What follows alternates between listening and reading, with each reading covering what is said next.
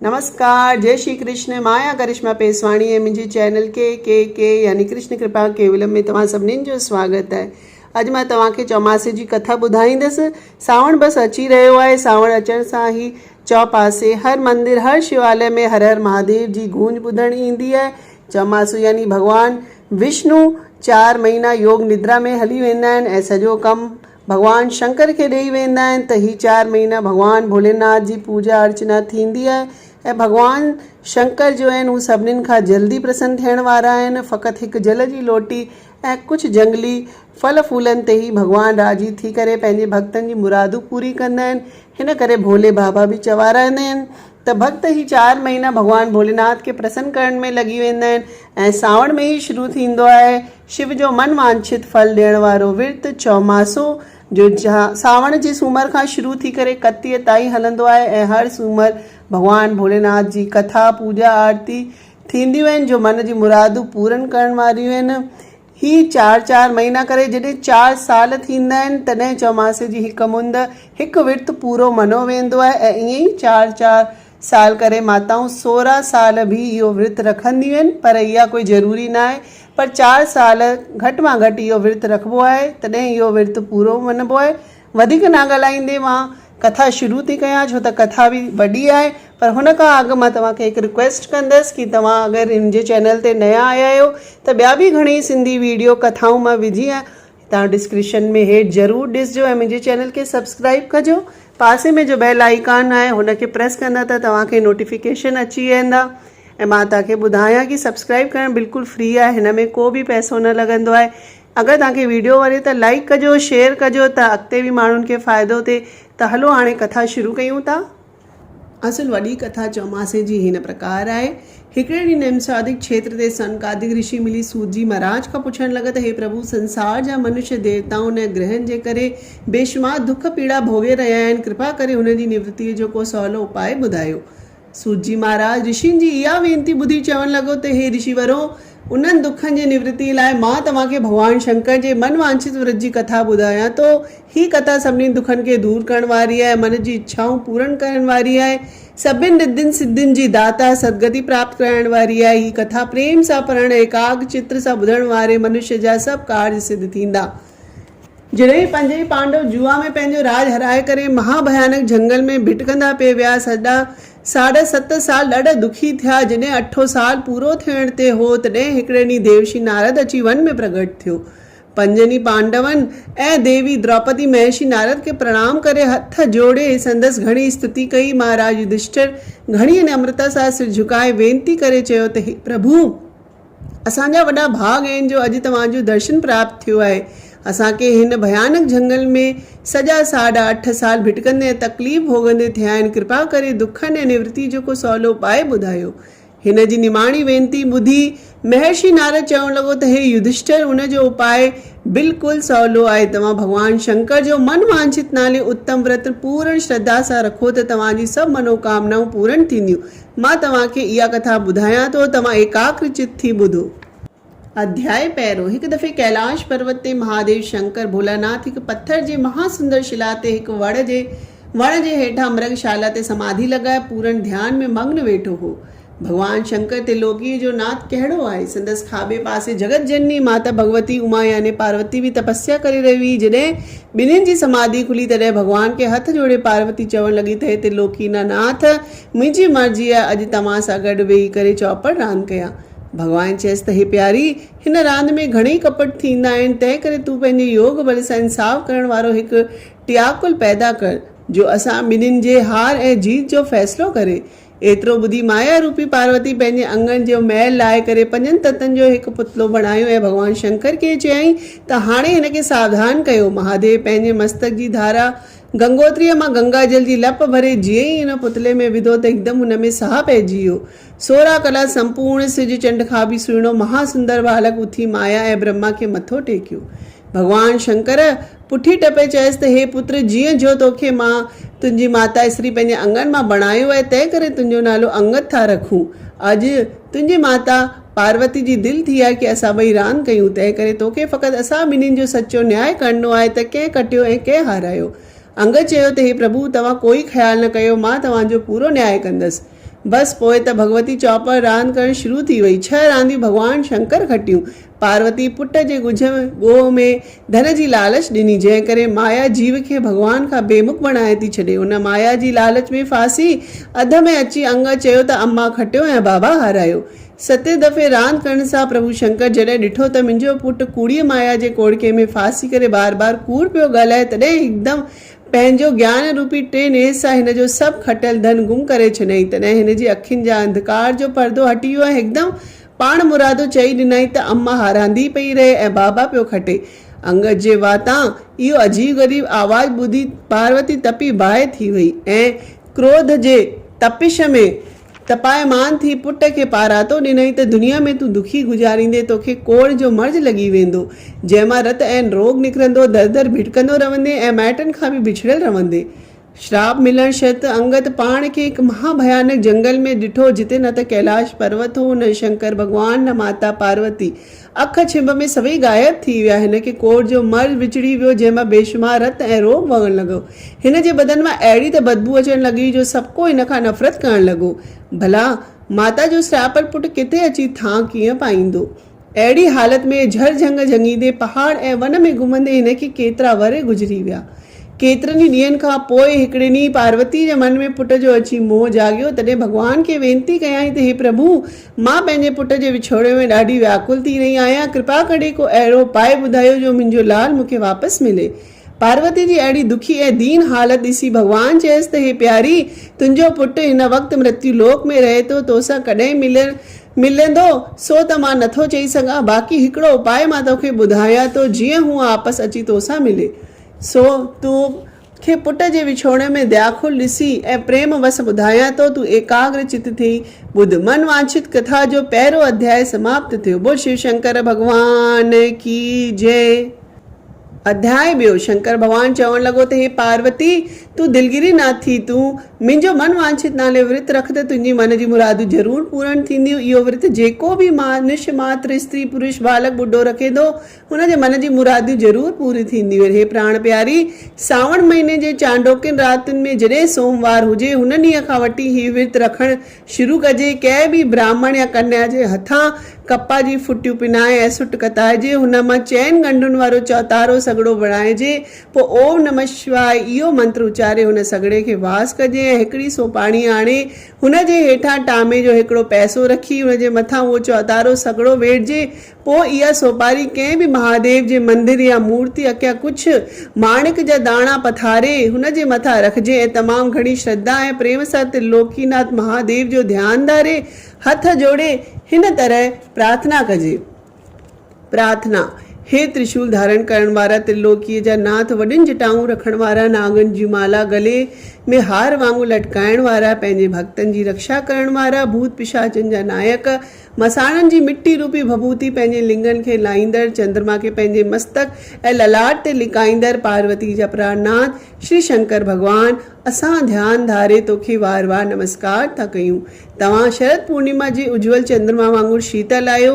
जेके तव्हांजा प्रेमी भक्त तव्हांजे शरण में अचनि था, उन्हनि जूं कल्पवृक्ष वांगुरु सभई मनोकामना तव्हां पूरी था कयो। तव्हां कामदेव खे जीतण वारा सभिनि रिद्धियुनि सिद्धियुनि जा दाता आहियो। हे प्रभु, तव्हां धन सुख संपत्ति प्राप्त कराइण वारा, त्रिपुरासुर आदि दैतन खे नाश करण वारा, अमृत ॾियण वारा, दक्ष प्रजापतिअ जे यज्ञ खे बिगाड़ण वारा, मोक्ष जा भंडार, योगी न तपस्वियुनि जे हृदय रूपी मंदिर में निवास करण वारा भोलेनाथ भंडारी आहियो। तव्हांजा ललाट जे अध्र चंद्रमा जे कला जे बिजलीअ खां बि वधीक शर्माए शोभावान कंदड़ आहियो। असां सभई तव्हांखे ध्यानु था धरूं। असांजी तव्हांखे बार बार नमस्कार आहे। हे प्रभु, तव्हां पंहिंजे भक्तनि जा हितकारी आहियो, पित पालन करण वारा आहियो। जल जे फ़क़ति हिकु लोटीअ ते प्रसन्न थी सभु मनोकामना पूरन करण वारा श्री महेश्वर दिगंबर आहियो। तव्हां महाभयानक दुखनि खे दूर करण वारा परिपूर्ण परमात्मा आहियो। तव्हांखे पनाक नाले धनुष मोरनि जे रंगारंगी खंभनि सां शोभा ॾेई रहियो आहे। तव्हांखे सॼो संसार पूॼे रहियो आहे। असां तव्हांजे चरण कमल जो ध्यानु धरूं था। असां ते कृपा कयो, दया दृष्टि रखो, असां ते प्रसन्न थी मन वांछित व्रत पाण सफल कराइजो। असां घणे प्रेम ऐं श्रद्धा सां तव्हांजी पूजन करे रहिया आहियूं। हे दयालु अविनाशी पिता, घट घट जा वासी, पार ब्रह्म परमेश्वर, भक्त वत्सल, पतित पावन, सर्वशक्तिमान प्रभु, तव्हां सॼे संसार जा गुरुदेव आहियो, माता आहियो, पिता आहियो, स्वामी ठाकुर बंधु आहियो। असां तव्हांखे ध्यानु धारूं था ऐं तव्हांखे वार वार नमस्कार कयूं था।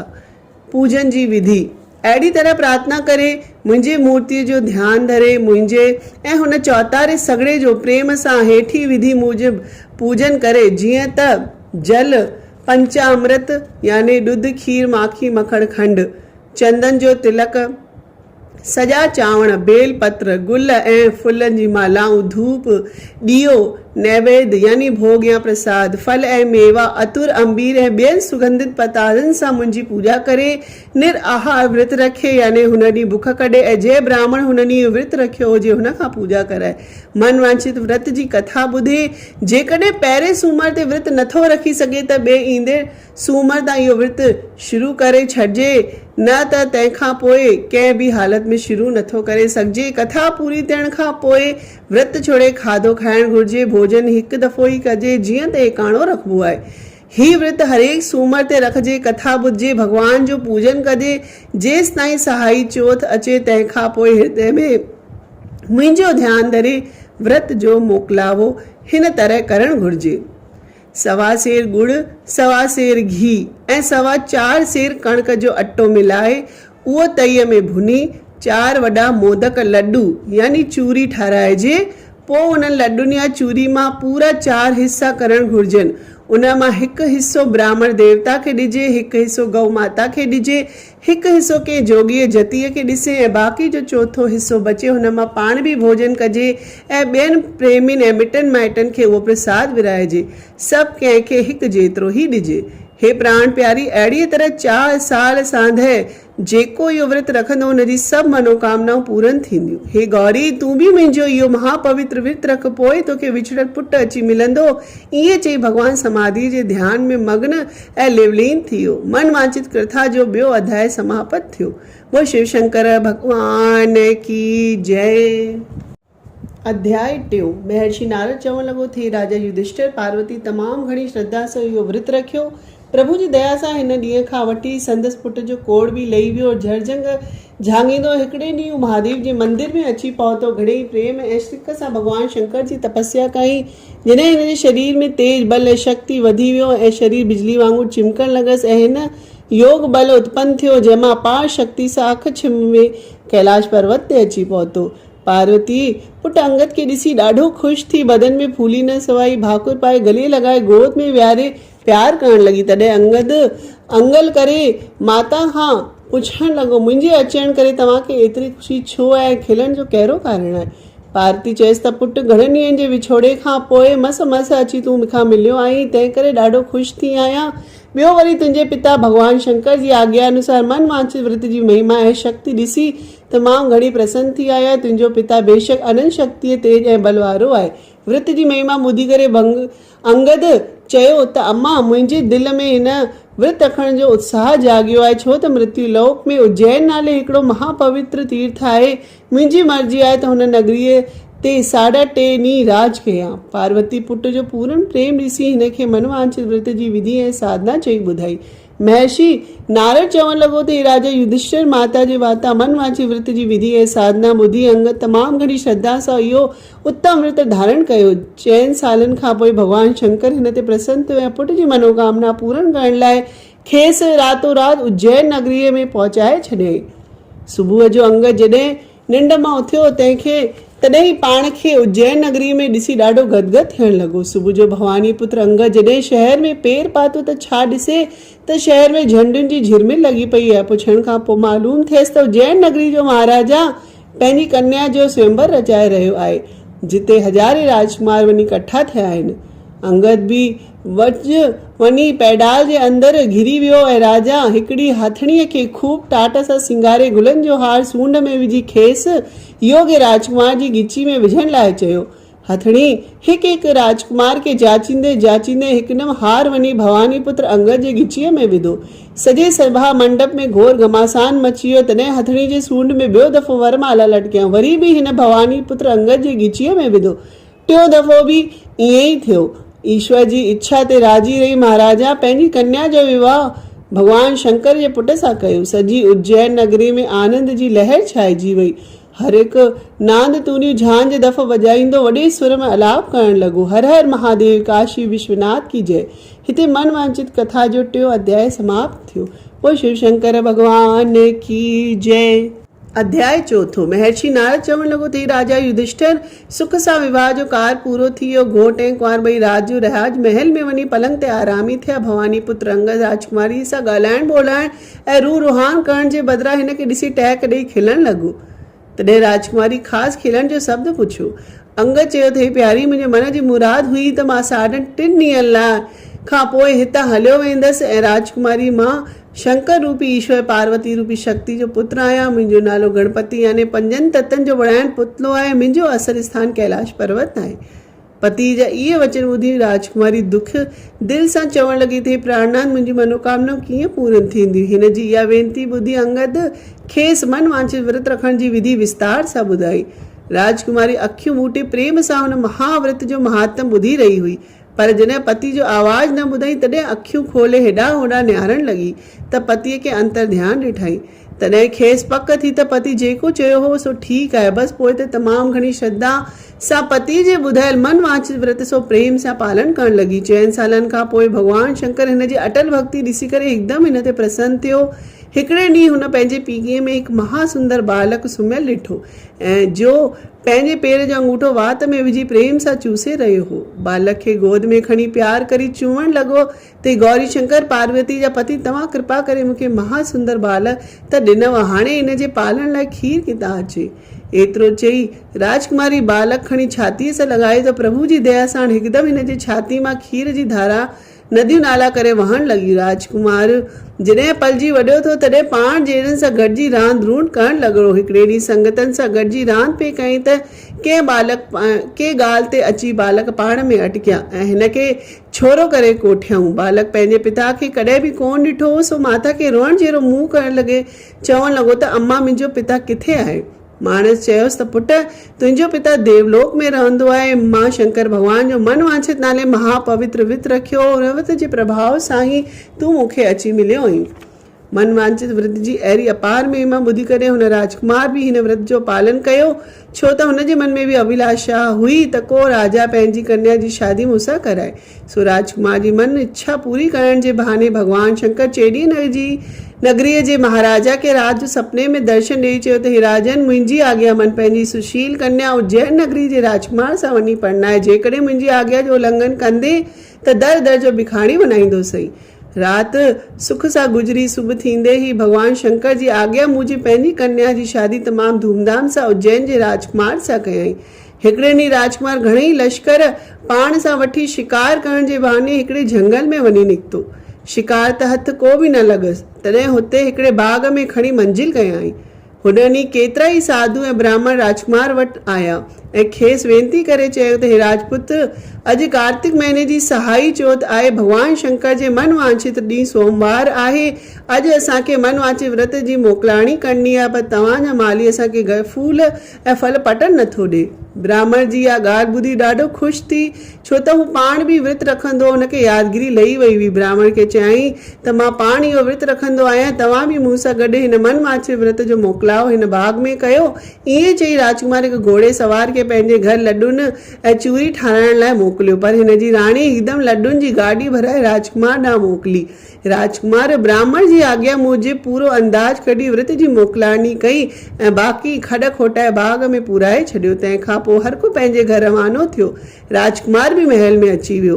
रात जो राजकुमार खे भॻवान शंकर त्रिलोकीनाथ सपने में आयो ऐं चई त हे राजन, मुंहिंजी आज्ञा मन सुबुह उथण शर्ती राणीअ खे शहर निकाली ॾे। राजकुमार सवेरे सुबुह जो जीअं ई निंड मां उथियो त राणी खे शहर निकालीअ जो हुकुम ॾिनई। इहो निंदोरो न्यापो ॿुधी राणी जा हौसला खता थी विया।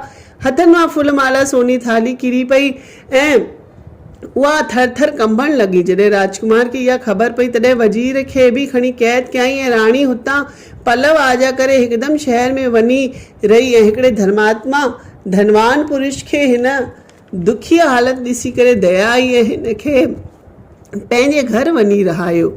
ॾिसो रंगीअ जा रंग। अञा राणी धनवान जे घर पेर मस पातो त हिन जी क़िस्मत जी बाजी उल्टी थी वई। वापार में घाटो ई घाटो पवणु लॻो। जंहिं करे हिन खे निभागी निदोरी ॼाणी हुन सेठ बि हिन खे लोॾे कढी छॾियो। तंहिंखां पोइ हिकिड़े कुंभर खे हिन जे हालात ते रहम आयो, हिन खे पाण वटि रहाई। राणीअ जे पेर पव सां कुंभर जी नहाई फाटी पई, दिला ऐं मटका ठाठा करे भॼी पिया ऐं टुकड़ टुकड़ थी विया। कुंभर जो पुटु जो जंगल में मिटी खणण वियो सो बि गुम थी वियो। कुंभर बि हिन खे निंधोरी निभागी ॼाणी कढी छॾियो। मुसीबत जी मारी झरझंग लताड़ींदी आख़िरी हिकिड़े बाग़ में पहुती। हिन जे पेर पाइण सां बरसाति जे सख़्तु ॻोढ़नि जी अची बारिश थी ऐं उहो सरसब्ज बगीचो उजड़ी वीरान थी वियो। तॾहिं हिन जे बाग़ जे मालिक हिन खे निभागी ॼाणे धिका ॾेई ॿाहिरि कढी छॾियो। राणी बुख ऐं बेआरामीअ करे बिल्कुलु व्याकुल थी पई। पोइ दिलि में ख़्यालु कई कि हिन जीअण खां त मरण ई भलो आहे। वाट ते हिकिड़ी नदी ॾिठाई, जा पंहिंजे खूह में वेही पई। हिन ॿुॾण जे इरादे सां हिकदमि खणी टिपो ॾिनो। ॾिसो भॻवान जी लीला, जो हुन जे टुपी ॾियण सां ई नदी जो पाणी सफ़ा सुकी थी वियो ऐं उहा गप में गपजी वई। गप सां जीअं तीअं निकिरी अञा 5 कदम अॻिते मस पे वधी त परियां हिकिड़ो बुखायल शींहुं गजगोड़ कंदो टप्पा ॾींदो हिन ते कावड़ियो, पर ईश्वर जी कुड़िस सां उहो बि हुते ई ॼमी हिकु हंधि बीह रहियो, एतिरो क़दुरु की चुरी पुरी बि न सघियो। हुतां हली झरझंग जांगींदे हिकिड़े सालिया नाले पर्वत ते पहुती। हुते शंकर भगवान जो हिकिड़ो मन शोभनीय मंदिर हो। मंदिर जे अंदरि पंचमुखी भगवान भोलेनाथ जी महा तेज वारी मूर्ति विराजमान हुई। राणी हुन मंदिर जे दरवाजा बंदि करे अंदरि वञी वेही रहे, नम्रता निजारी सां 2 हथ ॿधी करे भगवान शंकर जे अद्भुत तेजस्वी मूर्ति अॻियां पंहिंजे दुखनि जो दास्तान ॿुधाइण लॻी। सच आहे त विपत्तीअ में सभु कोई भगवान खे यादि कंदो आहे, पर जेकॾहिं सचमुच सुखनि में साईंअ खे साराइजे त जेकॾहिं दुख ॾोॾो अचे ई छो। मन वांचित कथा जो 4थो अध्याय समाप्त थियो। बोल श्री शंकर भगवान की जय। अध्याय 5। महर्षि नारद चवण लॻो त ही राजा युधिष्ठिर, इन मंदिर जो पुजारी हिकु कामिल सिद्ध पुरुष हो। इन मंदिर जो दरवाजो बंदि ॾिसी हिन दर थक हयो ऐं रड़ करे पुछियो त अंदरि केरु आहे। केर बि हुजे, मां वचन थो ॾियां त हुनखे मां पंहिंजे धर्म जो पुटु या धीअ कंदसि। महापुरुष जे हमदर्दी जा वचन ॿुधी राणी हिकदमि खेसि पंहिंजे दुखनि जो दास्तान ॿुधायो। महात्मा हिन ते प्रसन्न थियो ऐं हुनखे पंहिंजे धर्म जी धीअ कयाईं। हिकु ॾींहुं महात्मा वटि घणेई स्त्रियूं पुरुष मोदक लड्डू ऐं चूरी खणी आया। लड्डू सभु हिकु वजन जा हुआ। श्रापल राणी लड्डू ऐं चूरी हिकु वजन जा ॾिसी महात्मा खां पुछण लॻी त हे प्रभु, ही प्रेमी भक्त हिकु जेतिरो प्रसाद छा लाइ भेंट खणी रहिया आहिनि। महात्मा चयसि त पुत्री, अॼु कार्तिक सुदी चौथ आहे। भगवान शंकर जे मन वांछित व्रत जो उद्यापन यानी मोकलाणीअ जो ॾींहुं आहे। हिन व्रत रखण सां सभई मन जी मुरादूं पूरी थींदियूं आहिनि। सभिनी विर्तनि में इहो विर्त उत्तम आहे। ही 4 लड्डू जेके प्रेमी भक्त खणी आया आहिनि, हिकु वजन ऐं माप जा आहिनि। घटि वधि वजन करण सां भगवान शंकर नाराज़ थींदो आहे ऐं ॾाढा लोॾा ॾिसणा पवंदा आहिनि। महात्मा जे वाता इहा ॻाल्हि ॿुधी श्रापर राणीअ खे पंहिंजी ॻाल्हि यादि आई ऐं महात्मा खे वेनती करे चवण लॻी त हे पिताजी, मूंखे बि हिन व्रत रखण जी आज्ञा ॾियो ऐं विधि ॿुधायो। महात्मा हुनखे मन वांछित रखण जी विधि ऐं महिमा ॿुधाई। हुन महासिद्ध पुरुष जी आज्ञा मनी हिन व्रत जो पूरी तरह पालन कयो ऐं प्रसाद बि पूरे वजन ऐं माप जो विधि विधान सां कयो। तॾहिं भक्तनि जे भाव ते राजी थींदड़ भगवान शंकर श्री शंभु भोलानाथ हिन ते प्रसन्न थियो। उज्जैन जे राजकुमार खे सपने में अची आज्ञा कई त तूं पंहिंजी राणीअ खे जल्द ई घुराए, जंहिं राणी खे तो मुंहिंजी आज्ञा मनी कढी छॾियो, न त तुंहिंजो राजपुट सभु नाश कंदसि। राजकुमार भगवान खे हथ जोड़े ऐं चवण लॻो त प्रभु, मूंखे ख़बर कोन्हे कि राणी किथे आहे। भगवान चयसि त सुबुह जो रथ तो वटि पाण ई ईंदो, जंहिंमें 2 ढगा ॿधल हूंदा, जंहिंजे नासनि में का बि नोड़ी ॿधल न हूंदी। सॼो रथ ॻाढ़े रंग जी चादर सां ढकियल हूंदो। राणीअ खे घुराइण लाइ रथ में 4 महापुरुष चाढ़े मोकिलिजो। एतिरो चई भगवान शंकर हुतां अंतर ध्यान थी वियो। सुबुह जो सिज उभरण सां ई उहो रथ बराबरि आयो ऐं रथ कुदरती नमूने जो ठहियल हो ऐं इसरारी 2 ढगा ॿधल हुआ। हुन जे नक में का बि नोड़ी न हुई, न ई को हलाइण वारो ॾिसण आयो। 4 महापुरुष खे हुन रथ में चाढ़े वेठा। उहो इसरारी रथ हवाई जहाज खां बि तकिड़ो उॾामींदो हिकदमि अची महादेव जे मंदिर ॿाहिरां बीह रहियो। श्रापर राणीअ उन्हनि चइनि महापुरुषनि खे सुञातो ऐं हुननि सां प्रेम भाव सां मिली पोइ महापुरुष महात्मा खे पेरे पई राणी खे पाण सां वञी वठण जी आज्ञा वरिताऊं। महात्मा पंहिंजे धर्म जी धीअ राणी खे आशीर्वाद ॾेई मोकल ॾिनी। महात्मा खे पाण ते प्रसन्न ॾिसी राणी चयो त हे पिताजी, जीअं धीअ पेकनि मां सहुरे घर शान मान सां वेंदी आहे, तीअं मां बि वञणु चाहियां थी। तव्हां मुंहिंजो धर्म जा पिता आहियो, इहो नग तव्हांखे ई पालन करणो पवंदो। महात्मा पंहिंजे योग बल सां राणी खे सोन चांदी हाथी घोड़ा हीरा लाल जवाहर ऐं क़ीमती कपिड़ा मौजूद करे ॾिना ऐं चयईंसि त पुत्री वटि ही सभु विधाता तुंहिंजे लाइ मोकिलियो आहे। राणी महात्मा खे पूरण पुॼाईंदड़ वारो ॼाणी हथ ॿधी वेनती करण लॻी त हे पिताजी, हाणे त मां तव्हांजे आशीर्वाद सां सहुरे घर वञी रही आहियां, पर बाबा साईं तव्हां वटि अचण खां अॻु में कई उग्र पाप कया आहिनि, जिन जिन वटि बि हिकु राति रहियसि हुननि वीचारनि जो जुगो ई नाश थी वियो। हाणे अहिड़ी कृपा कयो जो उहे बि साॻी औज ते पहुतनि, मुंहिंजा ऐं मुंहिंजे मिटनि माइटनि जा सभु पाप नाश थी वञनि। महात्मा हिकदमि शंकर भॻवान जी पूॼा वारो पाठ जो जल खणी हुन ते 3 दफ़ा भॻवान शंकर जो मंत्र पढ़ी राणी खे ॾिनो ऐं चयईं त हे पुत्री, हिन जल मां डब या बेलपत्र ॿोड़े ओम नमः शिवाय या जय सदाशिव शिव शंभू चई छंडो विझंदीअ त उहो घर अॻे खां बि वधीक शाद आबाद थींदो। तुंहिंजे मिटनि माइटनि जा बि पाप सड़ी भस्म थी वेंदा। हाणे तूं वञण में देरि न कर। राणी धर्म जे पिता महात्मा खां आशीर्वाद वठी भगवान शंकर जो पूजा वारे जल जो लोटो खणी रथ में चढ़ी घर रवानी थी। रथ मज़े सां हलण लॻो ऐं उते अची पहुतो जीअं शिव पिंड थी बीह रहियो हो। राणी ओम नमः शिवाय जय सदाशिव चई जल जो छंडो हुन ते विधो त हू शींहुं हिकदमि गजगोड़ करे रंभण लॻो ऐं सिधो जंगल जे अंदरि भॼी वियो। हलंदे हलंदे छिपरा नदी जो किनारो बि वेझो आयो।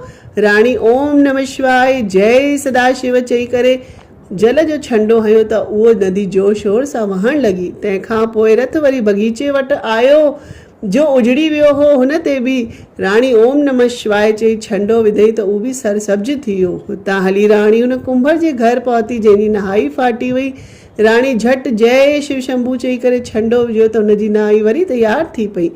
आख़िर जॾहिं राजमहल जे वेझो आयो ऐं तॾहिं राजकुमार तमामु घणी इज़त सां राणी खे भाकुर पाए पंहिंजे महल में वठी आयो। सॼो शहर में शादमान थी विया ऐं महाराजा ढुंढोरो ॾियारो त अॼु को बि माण्हू चुल्ह में बाहि न ॿारे सभु कोई राज दरबार में अची खाए। हेॾां ख़ुशीअ जा वाजा वॼी रहिया हुआ ऐं हुते हुन वक़्तु अचानक हिकिड़ो शिव शर्मा नाले ब्राह्मण भिख्या वठण लाइ महल में अची राणी खे चवणु लॻो त अॼु सोमवार आहे, सूमर जो वार आहे। इहो ॿुधी राणी का छिरक निकिरी वियो ऐं हिकदमि महाराज खे चई मोकिलियईं त स्वामी अॼु सोमवार आहे, जंहिं करे कोई निराहार अॼु उपवास रखियलु हुजे त उहो माण्हू हथु करे मूंखे मोकिलियो।